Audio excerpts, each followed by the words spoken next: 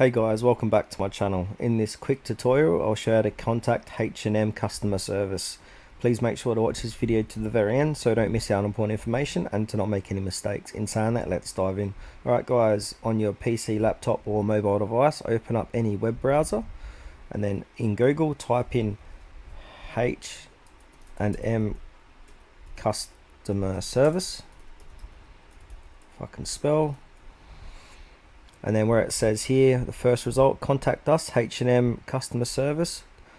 In my case it says AU, but depending on your location or region, will have your country code there. So click on the first result, contact us. Alright, once you're on this page here, scroll down a bit and it says chat with us from Monday to Friday 8 AM to 9 PM, Saturday, Sunday 9 AM to 6 PM. So you can give them a call on this number here.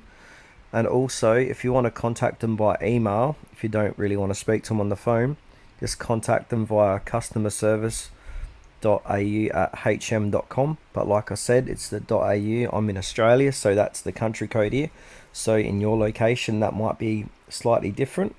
Yeah, so that's it guys, how to contact customer service for H&M. Thanks for watching until the very end of this tutorial. Please consider to like this video and subscribe to our channel if you found it was helpful.